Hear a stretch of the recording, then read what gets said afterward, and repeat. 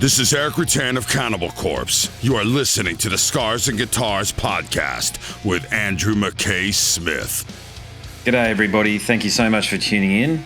This episode features a chat with Jason Bonham. Now, likely you all know just who Jason is, but in case you don't, on the off chance, Jason is the son of the legendary Led Zeppelin drummer, John Bonham. Now, the catalyst for the conversation is due to an Australian tour by Jason. He's putting on his Led Zeppelin evening across early to mid-April. Very few of my listeners come from Australia, so I'm not going to regale you, the Australian listener, with those dates. Go across the socials and you'll see them all there, and actually I will put them in the show notes. Too much to mention in terms of the topics covered throughout this chat. Of course, Jason talks about his father, but Jason's a very, very good musician in his own right. He works with Sammy Hagar. That's how good he is. He's Sammy Hagar's drummer in Circle to Circle. He's done a bunch of other stuff. But yeah, for those of you who are Led Zeppelin fanatics, this is a very interesting conversation because I've listened to a number of interviews with Jason, and I don't know whether he's given this type of detail about his father before. So worthy of that alone, but of course Jason's an excellent musician, so he's got plenty to say about what he's doing with the Led Zeppelin material these days, who he's working with and why he's working with the musicians that he's recruited into the fold, and some other stuff as well. But yeah, a very enjoyable conversation. I had a lot of fun talking to Jason. So here he is, Jason Bonham. Jason. Hello. G'day, mate. How are you? I'm all right. How you doing? Yeah, not too bad. How's the how the Zoom has been treating you, mate? Have we, the Aussie contingent, have we made for interesting conversation for you?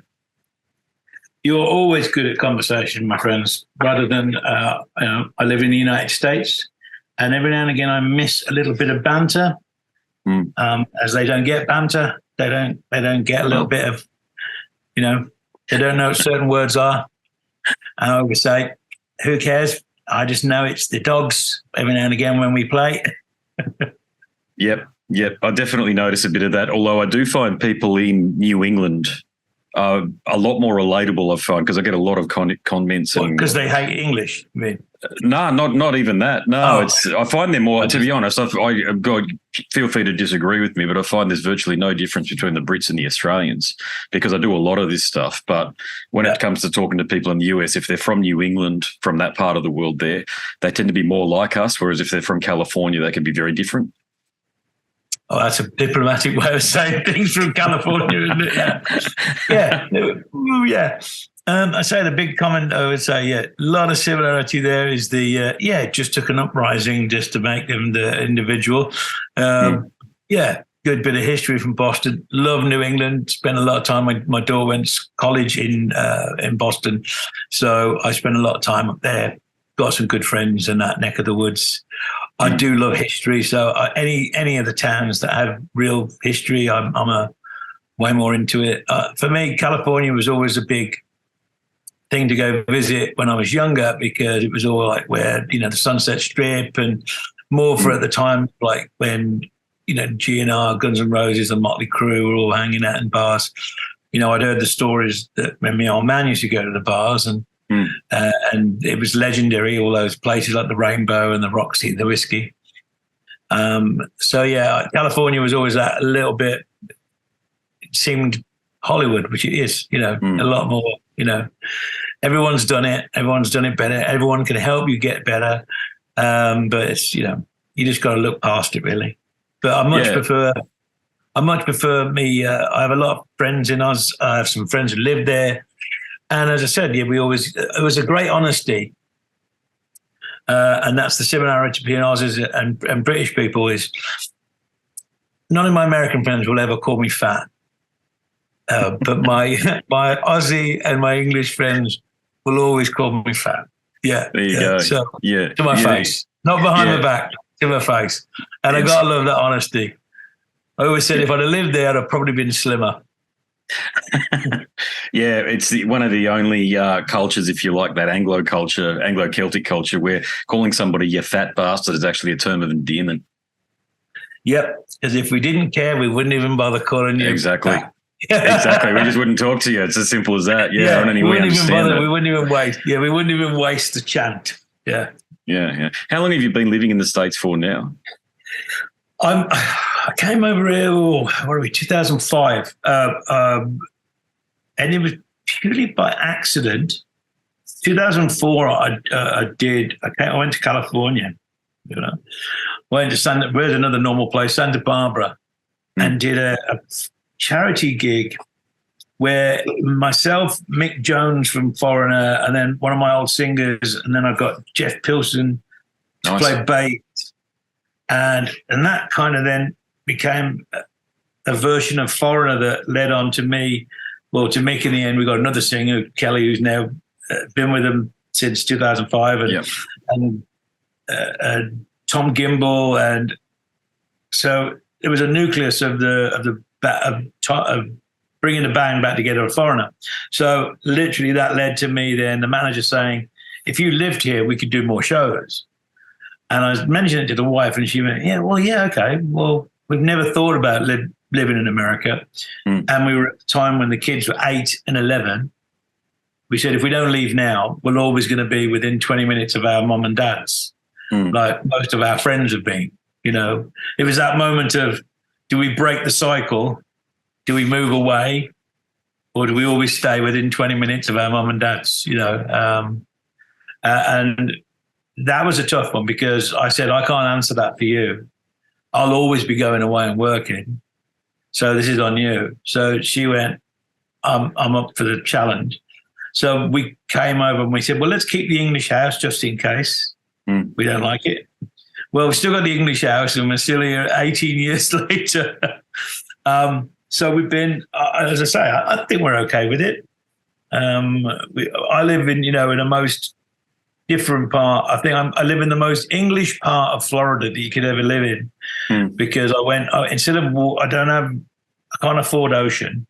So I went for a bit more property. So my property is a little bit more my place in England, and it's old wood beams and like more Spanish style, where my English one was like Tudor, but a lot of beams, a lot of tile, like similar in certain ways. And I've been fortunate enough that I like it here. I don't, I can be at the ocean in 20 minutes and take the boat out if I need to, or I have enough space around me that I could have a room on the property where I can play my drums and nobody bothers me. So it's funny. It's twinned. My buddies who lives up in the Gulf Coast, the Gold Coast, I should say. It's a very it's twinned with Fort Lauderdale and all that, which is that place. And it is a similarity of where they have all the gated communities around golf places on the Gulf. I couldn't believe the first time I went up there. I was like, my God, this is so much like Florida, where in the areas where I go to. So there's a lot of similarities to the thing, and we all like nice sunny. Nothing better than waking up to a blue sky in the morning and to keep you, have a go. Yeah, I live on the Gold Coast. I'm a Gold Coaster, so there you go. So I know exactly what you're saying. Our Gold Coast here. So you're right. Yeah, I have to live near the water. It's only 5 minutes that way as well. And I rarely go out in the boat, but I just have to be near it. It's just one of those physical things that I have to have. I feel really, Australia's like, mate, 200 kilometres inland. It's just bullshit desert, bloody nothingness, and it's so hot because there's nothing to absorb the bloody heat. So we all live near the coast, as you're probably well aware. But very much that sounds great. Yeah, it sounds great, man. It sounds like there's been a bit of destiny there for you too when you move, that it's all worked out. One of those moments I never, as I said, I got to say, I don't think if anyone would ever said to me when I was, 18, 19 or even 21, when I say get to a certain point in my career when they went, you are going to work more from when you're 40 to when you're 56 than you've ever worked in your entire life. I'd have gone, not a chance. I'll be retired by then. But it really was. It really has been an absolute eye-opener. I've got to play some amazing people. Watching my kids grow up. We've had such a, got a good relationship with my children. My son's into music now. My daughter just got married. God bless her. And that was, wonderful to see and be around. Just normal things that, I don't know, I never... The strangest thing, when my mum and dad died when I was 14, I definitely knew that you had as much as you think you're in control of everything in life, you never know what's around the corner. So sometimes I went through a little bit of a phase, even growing up, that, you know what, you can't, why waste today when, you got to save something for tomorrow. Well, tomorrow might never come. So I was lived a little bit wild like that in my one time of my life, but because of that reason. But I was fortunate enough then, so when I got my crap together and I've been, a good boy and sober for 22 years. So 22 awesome. years. And that was another thing. I never imagined ever saying that because I loved a good pint like everybody else. Well, actually, I liked a lot more than just one, two, or even five. Feeling. I was an Olympic drinker. I was a gold medalist for many different Olympics. I challenge anyone. So, I never imagined going out and playing music straight. That wasn't something that definitely didn't come into my thing. But I actually, I actually really enjoy it because now I can remember the night. I do get it. I still play in bands where people drink, and then the next day they go, "Hey, what a great show last night!" And I'm going, "Was it? Are you sure about that?" Yeah. Are you sure about it? I think you checked out about 6 songs to the end, I think. And they'd be like, "Did I?" Yeah. So I've just been fortunate enough to really realize it, and then to have people around me that were okay with it. And it's amazing. The people that definitely had a problem themselves, I didn't see ever again. They kind of thought me as a threat because I was straight. But the people who, were okay and never ever doubted their drinking, I can still hang out with them and they drink and they don't feel guilty and they don't, as I said, I never want anyone to feel uncomfortable just because I don't drink. It's not, so you're going to be judging me. So I'm not, I'm as I said, I'm just, for me, it was best to be, not to drink. And as I said, chose to carry on playing music in that environment. So I got to have 22 years playing music, longer than I got to play before. So I was really only playing professionally from when I was 17. So I've been playing music longer sober than I had been drunk. Yeah, gotcha. Yeah. No, well, congratulations on it. Yeah. One question about that. I spoke to Phil from Motorhead about this topic, and I know it was a challenge for him initially. Did you stop overnight or was it a process? I wouldn't say it was overnight. For me, once you make the decision, I was fortunate. I went out on a bender, and I was like, "Oh, how am I gonna get back in favour with the missus on this one?" I'm like, shit, And I should have known at that moment. I'd had a couple of moments where I woke up in hospital. She didn't really know about at the time. And like the doctors would go, you're lucky to be alive, you passed out, you hit your head, you this and that. We found all of these things in your system, and I'd make a joke. I would go, "Oh, that's the last time I called that guy. He told me this was, because I was a bit embarrassed." So, and they, when you wake up and you've got things all over and they're going, "Yeah, it's coming too." And you're going, "How did I get here? I was meant to be on a plane a minute ago. Why aren't I on a plane home?" Yeah. And the weirdest thing is, so that moment, I was just coming back and going to Cabo, St. Lucas. Yeah. First time I ever played with Sammy Hagar. It was the first time. So it was 97. And it took me another 4 years to not take that so seriously. Another 4 years before I went, yeah, you know what? I better get my shit together. It took more of a collapse of music generally in my life for it to get less and less and less, for me to suddenly realize I have a problem. So, on that one bender I was on, I remember being in a bar on a Saturday morning, waiting outside for the bar to open at 9 o'clock in the morning. Yeah. And there was another old bloke next to me, and this other old bloke who was like 30 years older than me, at least. got in the bar, like opening, like literally as the doors open, sat down and drink. And in 10 minutes, this woman walked in with this young little kid. I mean, there's your dad. You have sit with it. And the dad went, sit over there. And I looked at myself in the mirror and I went, that'll be my future. I'll be in here and my wife will be bringing the kids and be going, and I could just see this old version of me. I rang her up and said, I need help. And she went, all right, I'll help you once. And she drove me to her. This is the funny side of it. So she drove me to this clinic and I walk in there and I'm like, I can't go here.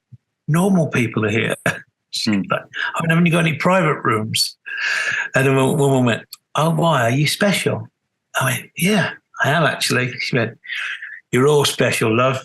Just we need to know what kind of special you are. And they're all going, oh, is it one of those? He thinks he's special, is it? And I'm like, oh, here we go. I'm definitely, I was dying to go, well, maybe I haven't got a drink problem at all. And yeah, fighting. I was like, suddenly this is now, I'm going to go into a hospital. And they started going, you're going to walk into an loony asylum right now. You're in an asylum. And I'm like, what? Yep. Once you sign that paperwork, you're on us. We let you go when we're ready to let you go. You don't decide. It's when we think you're okay. Oh, I've seen one I flew over the cuckoo's nest. I know what this is like. So all of a sudden I was starting to backpedal a little bit and I went, where do you send like musicians? And I went, oh, that's the other place. That's in London. And they called them up and made an appointment. And my wife drove me from Manchester all the way down to London. And I checked in and was like, they went, oh, who do you want to see, Eric or Pete? And I'm like, what? What do you mean, Eric or Pete? Oh, what, Clapton or Townsend? Like, Townsend, yeah. And I was like, oh, only first names here.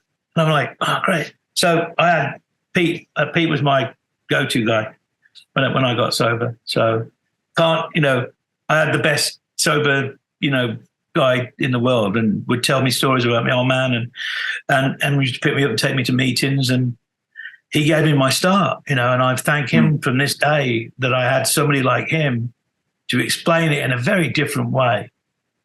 It wasn't like the taxi driver from down the road, and there's no disrespect from going and listening to one of those guys talk, but I couldn't relate to the taxi driver who was drinking Terps or was drinking like Drano underneath the sink. I couldn't relate. But to somebody like him, I could relate to. So that was my, go-to, and Godspeed and everything else I managed to save sober from that moment on. So, it's a heck of a story, Jason. Yeah. Having the great Pete Townsend, someone who is right up there with your father, that's the wavelength you needed to be on in order to understand actually how to get through the bloody thing. Because drinking, we all struggle with it at some point, don't we? Realistically, especially if you've got bloody Irish heritage, you just go through it and you think, how can I stop drinking? But that's the thing about me, mate. I can have sort of 15 pints and nothing happens. But I know you know the feeling, yeah. Oh yeah, yeah. It's that's not enough. You know what I mean? It takes a lot, and it was a long time before I realised it's not the drinking that's the problem. It's dealing with when we are not happy with things and how we deal with it, like sadness or being bored or anything else. These were all the triggers that I needed. Like, how do I survive? It was a habit, how do I not plan? I grew up, my granddad was still drinking till 89 years old and was still having 5 pints every night up to the day he died. God forbid, that was a normal way of life. Every Christmas, all my family, aunts, uncles, we all drank. Everyone drank. There was no non-drinkers in our family. We never, none of us ever thought of it that bad, But it's not until you start doing a few things and then you go, oh, bloody hell, It's when there's a few of those moments you go, how am I alive? And you got through it. And, there was definitely somebody trying to send a message to me, but it took me a long time. And as I said, I got to 33. It was as if I knew I got to 1 year past my dad lived till. And then I went, I'm okay. I can give up now. I lived 1 year longer than my dad did. That was the trigger. That was the catalyst. Yeah, I got to 33 and went, okay, I'm done. And that was it. I was fortunate enough to carry on. And Lemmy, God bless him, he was so encouraging because I still would see him at the Rainbow and everything in LA all the time. And I knew Lemmy from when, actually, I went to see, speaking of Phil, because I've known Phil. And at Lemmy, I was 14 when my dad died. First concert I went to see was Motorhead. And it was the Bomber tour. Nice. And I took 2 kids from school with me. And they were like, Lemmy was like, you all right? And I went, and he goes, your dad was, was a god. And he goes, do you want a drink? And I went, I don't drink. At least my 2 mates with me went, we do. And they gave him a can of, Newcastle. It was Newcastle, bottles of Newcastle ran out. And they were like, they really looked like they didn't drink either, but they were just like wanting to be cool. And like, so, yeah, it was weird because my first ever band, so years later, my first ever band I was in, there was a band that opened up for us in Cardiff somewhere. And the guitar player, the Welsh guitar player, Phil, ended up being in Motorhead. And he goes, you remember when we opened up for you? And I was like, here we go. So I had good times me in LA because if that's the Phil, you're meaning guitarist Phil, right? Of course, drummer. Yeah, exactly. Yeah, sorry, exactly, Phil. Yep. Yeah, well, I know both the Phils. So yeah, Phil, not filthy, but you mean yes. So yes, we go Campbell, way back. Yeah, definitely. We've shared some moments together outside that rainbow. I will just say that. I'll bet you have, yeah. But the entire conversation to this point alludes to something though, which is that interest in Led Zeppelin, it just seems to grow every year, doesn't it? There's just a new generation that keeps coming, and you've even got a copycat band out there in Gretel Band Fleet, which is essentially is a covers band by any other name. With all the greatest of respect, I say that even to them.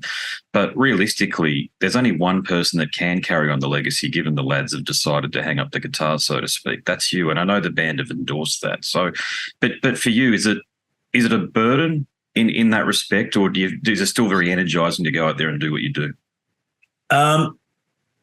For me, I never really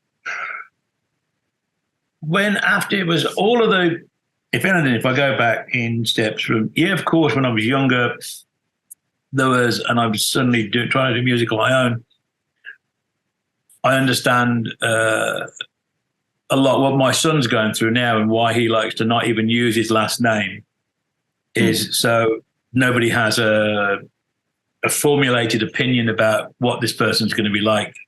So he just goes by his first and middle name, Jagger Henry. And I get it because I spent a lot of my 20s fighting I'm a person too, I'm not just Bonzo's kid. And I see him now when he releases something, it goes, Bonzo's grandson releases new song. And I feel for him. And he's not even using the last name Bonham. So, there was a time when I fought against it. And I think a lot of it helped was when I got sober and being okay with it and being just proud as, punch to even be mentioned in the same sentence as my old man as a drummer. It became a lot more of a warmth thing and more of a fan, and to listen to the music as with open ears and not trying to shut it off to the world or not trying to pretend I'm something I'm not, which is really I'm grateful. I'm just grateful to be playing music in any form whatsoever, but Led Zeppelin as a whole. So when I got to play with them, there was way more than just playing the songs. It was being around them, being in their company for the 6 weeks that led up to the last show we did in Celebration Day, which was huge. And so there was a lot of, pressure and the whole thing, but the best was when it came to it that night, was just spot on. So a couple of years later, when it was mentioned to me, why don't you do a Zeppelin cover thing? I was like, really? That's the best advice you can give me right now. To the manager, I was like, he goes, well, you need to get your mind off it because it's obviously bothered you, because it stopped. And it did. It wasn't, it's hard to let it go when you get to that point again and boom, it all stops again. So when I started doing it, which was 13 years ago, as kind of, I'll do it once. I'll take my hat off, pay homage, but do it once. So 13 years later, we're now going past, was it longer than Zeppelin ever did it in their entire career. So the fact that we still really enjoy it, I am still a fan. We get to play these great songs in a live setting. And every year to more and more people, every concert, more and more people come to sing, playing bigger venues. And we're not promoting it. We're not trying to go there. It's kind of just grown of word of mouth. And it's one of those things we don't try and shove it down. Last thing I would do is shove it down anyone's throat. It's like, if you're into it, come along to the show. If you like Zeppelin, you're going to really enjoy this. So that's my thing. It's, if you love Zeppelin, then there's no way you won't love this show. And everyone who comes that says, what's it about? And I go, you have to come to the show to get it. And it's more than just me telling some stories and the band playing and the whole, it's a feeling of we're all there for the one reason. And everyone that's come that didn't know what to expect is the smile at the end of the night and going, I get it. And that's all we hope to do. If we've done our job right, at the end of the night, you walk out there and the first thing you do is you get back home the next morning, you're flicking through the records again and you're putting on a Zeppelin album from the past or a bootleg or something, because it's brought back a spark or a memory of a good time in your life. Sometimes it can be something will be a bad time, but a good time in your life when you go, then I know it's well worth, no matter what the odd person will say about us doing what we do. We do this because we absolutely love it, and that's the main thing. Yeah. Well, look, John Paul Jones's bass lines are some of the hardest. I play covers, right? So I've had to play a fair bit of his stuff. And they're easily some of the hardest rock music that I've ever had to get my fingers around. It's just that none of it, it's all counterintuitive, to be honest with you. Yeah. And without his playing, so much of the music doesn't link up with what your dad was doing. So therefore it becomes rudderless. So if you can't get it live, you just can't get it. So being the drummer, how did you pick a bass player? Is it a mate of yours, or did you have to go out there and do the cattle call, so to speak? So here's the best bit. So the bass player is actually a drum. He graduated as a drummer from Berkeley, and bass was his second instrument. There you go. Yeah. So I think always having the guy that's got the knowledge of the drums is vital. Mm-hmm. And he, as he said, it was some of the things that he says when you listen to John Paul Jones. It's those when he's playing on the and. It's like on a celebration day, he's going, so it's not going the dum, dum, he's going, it's the thing that makes it sound like it's moving that you don't realize. All those little things, and it's playing it with feel. And you think of some of those runs, that he does in Ramble On, in the chorus. It's walking up and down the strings. Just as I said, it's and I love 10 Years Gone, that just those that against the notes. He makes it, he makes all of those things suddenly have another purpose. And I always say anyone that can come up with a riff like Black Dog and it's a monster. It's all right with me, I mean, even these solo stuff as well. I love like the Thunder Chief, and his own solo albums. Like some of the stuff is like just, So I've been very fortunate to get to play with him in a live environment. I wish I could share with you, but I have recordings of us jamming. Just stuff. Oh my God! He's just amazing. Yeah, I can imagine. Yeah. So how did you pick the other members of the band? Again, was it? I mean, you're very well connected, so you can pretty much pick whoever is available and wants to do it. But it was one of those things. I mean, the first thing was at the time I had a guitarist in mind. The first guitarist, Tony, I'd played with for many years. It was always a singer that we struggled with. So it was somebody that actually I think it might have been John Paul Jones, who actually said, "Have you seen this guy on the internet that does this Zeppelin thing. They're called Virtual Zeppelin. Mm-hmm. So I looked him up, and it was James, and he was doing this thing. It's called Virtual Zeppelin, and they were just basically different guys in different towns sending in their clips and played together. So I flew him down to this, to where I am now in Florida, and to the house, and I said, I want to see you sing like that in real person, in real life. And he did, and I was like, well, oh, wow, there you go. And I said, but at the time I went, but you don't look like a singer. He was a hefty guy, and a year later, at the beginning of 2010, he called me up and he goes, I've lost 60 pounds. And I went, yeah, thanks. I think I gained it. And he goes, I'm ready. I've been singing a lot more. And so literally we got together and we put together the first ever tour. And then we had a bass player with Michael Devon, who got a phone call halfway through the tour to join Whitesnake. And I said to him, he goes, I'll finish the tour. And he said, I don't know what to do. I said, well, I'm probably not going to be doing this for very long. I'd go do Whitesnake if I was you. And then the strangest thing was, back in 2017, I got a chance to open up for Foreigner. And so we were back together with the same group of people and on tour. And the weirdest thing was, at the time, my bass player couldn't do it. And I got Michael, the original bass player, to come back while he was not playing with Whitesnake at the time, to come back and do the tour, which was really nice to revisit. So, and Michael was the one who found me the new bass player, Dorian. So there was a family, they'd known each other for a long time. As I said, the chances of having that happen. And then the following year, 2018, is when I found my other guitar player decided he wanted to stop doing what he was doing. He wanted to do something else. Hen walks in, Mr. Jimmy Sakurai from Tokyo, and blew our socks off for his knowledge, but for his playing and the tone that he gets. Everyone, there's an ability we can play the certain stuff. He still has the ability to play the stuff like Jimmy did, where it makes it sound like it's not easy. Yeah. Where Jimmy Page had a thing of making it sound like he was really having to struggle to bend that note.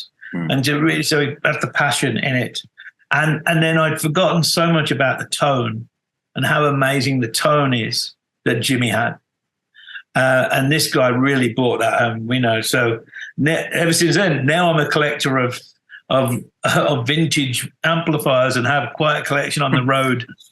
Hence, they go wrong when they, you get these. Yeah. So it's like with the stuff. So with the basses and everything that we have, I've got some old Fenders that we use, and then we've got some of the remade acoustic stuff, the 360 stuff, which you'll be doing a bass player, you'll know those, and which can go wrong. Even the new ones can go wrong, like the old ones. But we've got some nice couple of 60 59 super leads and plexi heads, and a lot of vintage stuff to get the tone. Where there's musical instruments, you've got to anticipate bloody problems. I've just had to redo the active electronics on these basses here behind me, and they're Music Man basses because the bloody things kept on failing. Yeah, they kept on failing. They've got this. The battery compartment goes like this, so it eventually sears off the A and B leads. So they're active. They're active, right? They're active, and you can't buy passive ones. I mean, I wouldn't want passive ones because they sound like shit, to be honest with you. But the active ones, I had to go and get them hardwired. So I had to get a custom job out, like at Red Bag Plains out here, to get it done for me. And but it's, I'm playing covers, right? But, I'm playing 4 sets a night. So start at 9, finish at 1:30.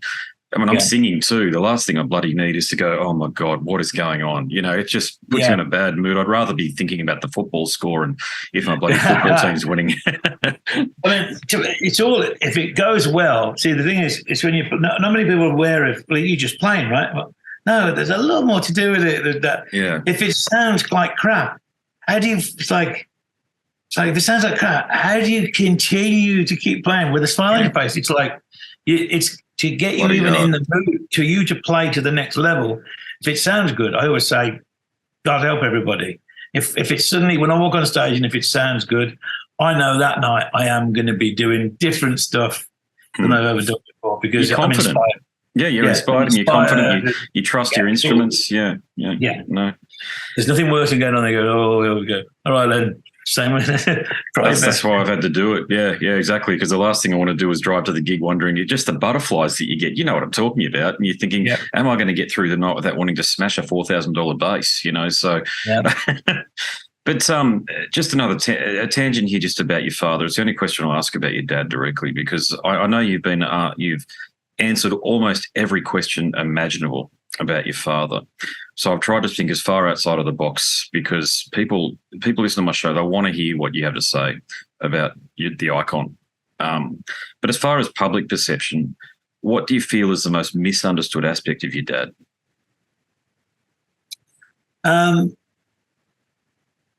Well, there's a lot written about his antics. I always say that there's probably more written about, in some ways, more written about his antics off stage than really how good he was, in the studio and on stage, or even as a person. He was a very quiet guy. When I remember Dad, it was purely alcohol would change him to be the confident person. When he was, just normal Dad, like waking me up at 6:30 in the morning to take me to the motocross, because he was, we're driving so many miles to race every weekend. That, he'd already made the bacon and egg butties ready to go. And so he'd get in the car and drive 200 miles through Wales and everything to race. He was Dad. That was Dad, the worker. When he had the building site and he was buying up all the derelict houses in the area where we lived and redoing them back to their glory days. That was Dad, the guy that used to work for his dad, who was a chippy, he was a carpenter. And my dad said, right, I'm gonna do the same thing, and hired everybody that he worked for when he was a kid to now work for him. And I said it had his own building company. He was a regular guy, Yeah. And he chose when people would go, like, you get those people that have that judgment about him because he's got long hair and he was only young. How come he's got all this money? Can you believe it? Anybody can do this. And the best was, my dad knew, if somebody came around to give him a price on doing something at the house, he knew if they were trying it on, because he knew what it would cost and what it would take to do it. So that was always really bad news on anyone's judgment if they went, oh, he's just a guy, he's an idiot, has no idea. I mean, he had 9 O-levels. Nobody ever writes anything about him like that. Yeah. I think of him as this beast, this hard-hitting, look back when you watch him on video, look how far the drumstick is through his hand. And they were normal drumsticks. So it wasn't like an edge of the stick Tommy Lee hit with a pendulum. Yep. He had more this very high up the thing. Way more finesse and jazz-like than anybody ever put him down to. Just really, and just being a regular guy that, he'd probably be now going, I don't know what all the fuss is about. It'd be like, Yeah, I get the impression, I know what you're saying about the Antics, and that's annoyed me over the years, to be honest with you, because I can't remember who I've been speaking to during my odyssey as a podcaster and as a journalist, but I've spoken to someone who worked with your father. I can't remember in what capacity it was, but they gave me feedback that exactly like what you said there, this was a normal fella, probably the most normal one in the band, actually completely normal, and a dad too. That's how I knew, because I'm a parent as well, and I thought, hang on a sec, you've turned out great. You know what I'm saying? Like, you turned out very well balanced. And I mean that, but a lot of that comes from the home you come from. Yeah, you know what I'm saying? Yeah. I mean, I was, and the weirdest thing is, I say this to my son in all times, when my son rings me up for advice, I say, I don't know. He goes, why can't you be a dad? I went, well, I'm sorry, but I didn't have a dad from 14 on, so I don't know how a dad's supposed to react to a 26-year-old. So I know what I was supposed to react to you when you were young. I said, but now, I said, I'm kind of winging it. So, if I'm not fully in or responsive as much as you'd like me to be, I said, I'm sorry, but when my dad was on a pedestal, and we never got to the point where me and my boy will get in each other's faces and to the where we I might have a go because he's 6'4" and he could take me anytime he wanted. He's a big guy. And so I'm always like, well, I can't take him anymore, but I can wait till he goes to sleep and then hit him with a bat. Or just, the most painful thing I can ever do to my child is take the money away. So I go, do you want me to be broke? Do you want to have nothing at all? And he's like, that's always your answer, Dad. Why do you do that to me? I went, well, there's two things in life. This is the only thing I can ever do to you to hurt you is say, right, that's it. You've now just cut off from everything, which I won't ever do because my dad wouldn't have done that to me. I will give him, I'll give him tests and do everything. My kids have done everything I've asked of them. I said, you need an education. You need to go to college. You need a degree. You need to do all of this. So when I'm running out of things for them to do, and then they go, we've done everything you want. Now what? I'm like, all right, now you do this and you got to get a job. And then you want to do this. He goes, well, did you do any of that? I went, don't talk back to me. Nothing to do with it. And I'm like, no. And the reason why I didn't get a job because I was an idiot and I didn't know what I was. I thought everything was brilliant and just thought the world owed me a living. Don't be me. Be smart about music. Do own everything. Do whatever. Don't wait for somebody to tell you at the end of the day, oh yeah, it was great, but now you owe us $500,000. You go, what? Did you have a good time? Yeah. Oh, there you go. That's why you still owe us money. So, as I said, it's just the thing that when you're a parent, it's, as I said, and then you get older and wiser, you suddenly go, yeah, Dad, what were you thinking that day when you went and got hammered and whatever? And it was only a couple of years ago that I had one of those like questions in my mind. Where I went, not happy today with you, Dad, because somebody made his point and said, yeah, but he didn't make a good decision that day, did he? And I was like, as much as I wanted to go and defend him, I actually, for the first time in my life, ever went, yeah, what the are you thinking? But I get it, Well, he was young. That's the other thing. Yeah, it's when you 32. You don't know what you don't know when you're that age, do you? I'm 56 and I'm still going. I just don't recognize the person that looks back at me when I'm in the mirror. I'm just going, I still feel like a child. I still do stupid things, but it's just, I question them a little bit better now. Yeah.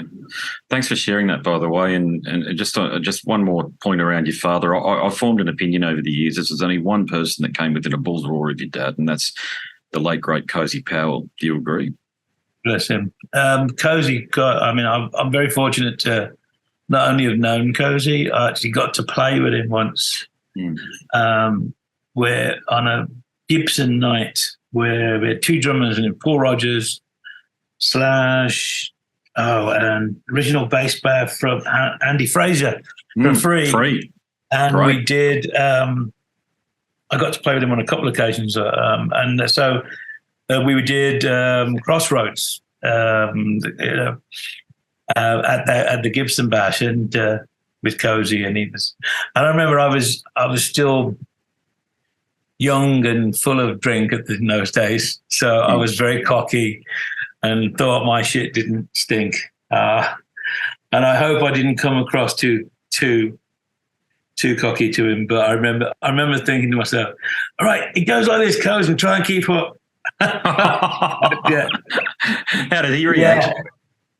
Well, the weirdest thing is because I'd come in and replaced him on a couple of Robert Plant albums, so I'd always come in after he'd been fired.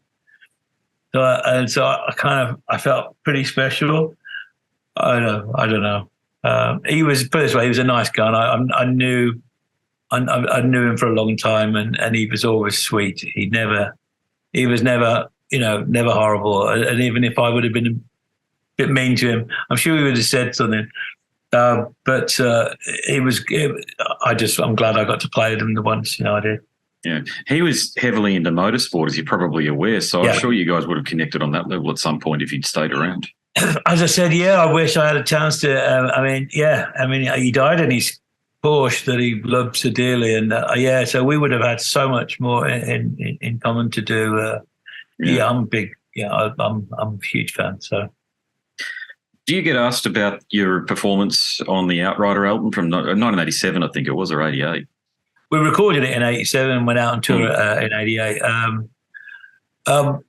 I mean, I haven't been asked about it in a long time, but I still look at it as that time, the tour, doing the album. It's kind of weird to think that I'm the only drummer that Jimmy only had played one solo album, which was really apart from his Death Wish. And it was a moment in time that happened so quickly when we did it. But I remember that was the first time I had a moment. I went out for a drink in the afternoon. We weren't starting till 1, I think, or 2. We'd started 2 in the afternoon. So me and Tony Franklin went off to the pub around the corner for a couple of drinks. And I think I had about 4 pints, came back. And Jimmy goes, "Where have you been?" I went, "Oh, we just went around the corner." And he goes, "Well, we're starting." And I went, "All right." And I went and made myself beans on toast. And he came and he went, "All right, now you've taken the fucking piss." I'm like, "What?" He went, "Listen, I'm paying the bills. You do as I tell you to do. And you need to get in that room now, put that down, and you need to start work." I remember going, "Oh my God." It was like being told off by your uncle.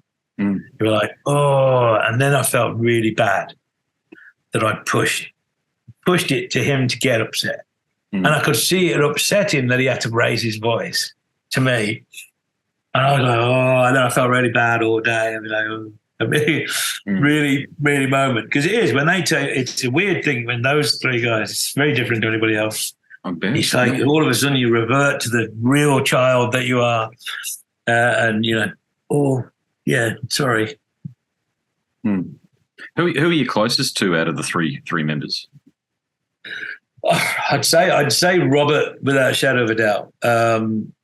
But then I spent more professional time with Jimmy and was taken on tour with him, and that was just a dream.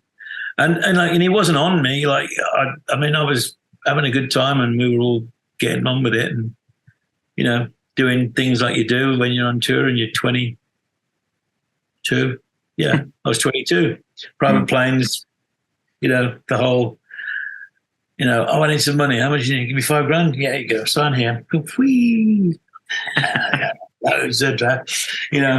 Staying awake. I remember playing the Philadelphia Spectrum. And I remember getting a note put me through my door of the day sheet, and it went, "Bags at 5." And I was like, "Today's the day off." And the bloke goes, "No, yesterday was day off." I went, "What?" And I'd been partying. So I'm like, "I mean, I've missed a day?" And they went, "Yeah, bags, like you're leaving in an hour." And we were playing Philadelphia Spectrum, and I hadn't been to bed and nothing. And I'm like, oh my God, and that panic setting, and I put my glasses on and trying to pretend. And like, Jimmy, he's no idiot. And he's like, "You all right?" And he's like making it more obvious to come and talk to me, to make me more uncomfortable. And I remember going, "Yeah, I'm fine."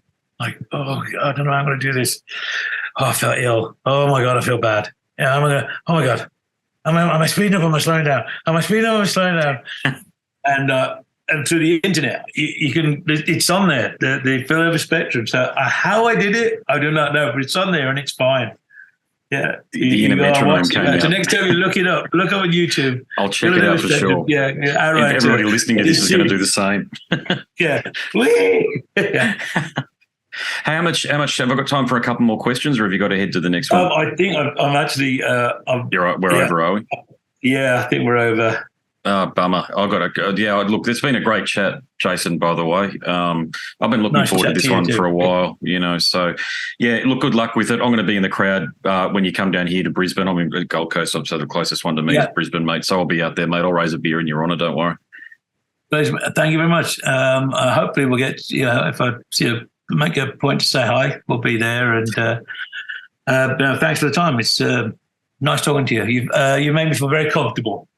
Oh, thanks, mate. No, that's definitely what I aim, to be honest, mate. That's it right there. I spoke to Phil Susan the other night, actually, and we had a good chat like this one too, mate. So it's always great to catch up.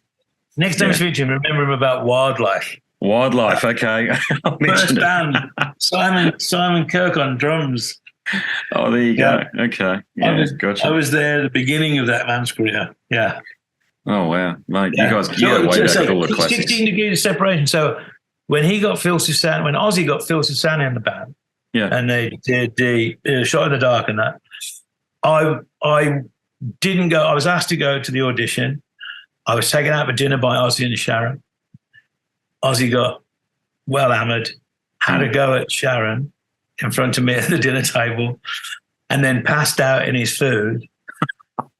And then I was like, and I was 17, and I didn't go. I went, you know what? I can't do that. I don't know which person it's going to be when you're in the band. So me and him, so the next thing I know, he's in the band. And he went, oh, yeah, it was a bit wild. Yeah, he's very circumspect. God bless him. I must say, I've stayed in touch. Ozzy was one of my dad's mates, and I've known him since I was a kid. And when I turned 50, he sent me a video message. Wonderful. Yeah, so bless him. Good stuff. Yeah. Oh, fantastic. So nice talking to you. I better go. My wife will be calling me now. I'll be at dinner. But cheers. For sure, mate. No worries. Thanks very much, eh? Okay. Catch ya. Bye. Take care. Told you it was a good one. Jason Bonham, ladies and gentlemen, the son of the late, great John Bonham, drummer in Led Zeppelin. Now, if you like that chat, there are more like it over at scarsandguitars.com. And if you like listening, maybe you like reading. I know you do. Like reading books, hey? Especially about heavy metal, hard rock, extreme metal, and beyond. Scars and Guitars Volume 1. Click on the link in the banner on the website and you'll be taken to a universe of conversations. Try before you buy through a marketplace of your choice, and if you do complete the purchase, hit me up because I want to thank you personally. Just recently, I sent a copy. I've got hard copies, so if you want a physical copy of the book rather than a e-version, just let me know because I can send it to you pretty much wherever you are in the world. Okay?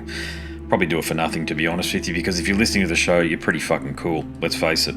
All right, there's some more to share with you about the book, but before I do, I need to bid you a fond farewell. My name is Andrew Mackay-Smith, and I'm the host of the Scars and Guitars podcast series. Until next time, it is a very good bye for now. This is Eric Rattan of Cannibal Corpse. You are listening to the Scars and Guitars podcast with Andrew Mackay-Smith. I've been the host of the Scars and Guitars podcast since 2017. The first musician I interviewed for the show was David Vincent from Morbid Angel, and things have just snowballed from there. In all, I've posted almost 650 podcast episodes featuring conversations with many of the leading lights of rock, heavy metal, and beyond. It just got to a point where I thought, I need to write a book about all this, so that's exactly what I did. In Scars and Guitars Volume 1, you'll read a heap of deep reveals and commentary, such as Des Fafara talking about Coal Chamber and why the band will never return. You know, if you're a band just starting out, you need to hear me. Do not start a band with partners. Ever. Yeah, wise words there. Sage advice, mate, for anybody. Don't ever, because I can't go do Coal Chamber right now unless I get others involved. Phil Anselmo talks about the episode in his career which gives him the greatest sense of accomplishment. I think the staying power of the fans and the staying power of the songs, you know, whether it's Pantera, Down, or Superjoint, the fans remember the songs. Alex Skolnick from Testament confirms that, yes, playing the guitar in Ozzy's band is anything but an ordinary gig. Will Silent Oz from Dimmu Borgir write a book? Pa from Sabaton gives advice to people who want to start a band. Look at the team around you, look at the bandmates. If the guys want to be on the stage, then it's all cool. If the guys want to be backstage, then it's not going to be cool. Current and former members of Cradle of Filth discuss the band's seminal 90s material. Read about the reaction to George Lynch and Mark from Suicide Silence's comments when they throw shade at then President Donald Trump. We have this idiotic monster, you know, this egotistical, self-aggrandizing complete piece of shit in there. I just can't understand how we've gotten to this place. And yeah, we kicked a hornet's nest with Sepultura. Percussive overlord Gene Hoglan talks about recording with Chuck Schuldiner. Chuck was always, he was very open-minded, and he was into having his musicians that were playing with him just reach out for the best stuff that they had. Phil Campbell from Motorhead discusses what it takes to get sober. John Five answers his critics who dismiss his tenure with Marilyn Manson. My name is John Five, and Manson gave me that name, and I had some of the best years of my life in that band and learned a lot. And we get the lowdown on Treyarch Zagtoth from those who would know, including his mother. All across Scars and Guitars Volume 1, there are moments of tension, relief, tragedy, exhilaration, and throughout it all, you'll obtain insight that I believe no one else has managed to obtain from many of your favourite artists. So treat yourself. Scars and Guitars Volume 1 is currently available as an ebook with a print edition on the horizon. Follow the links attached and download a sample. I'm sure you'll be compelled to read the whole book.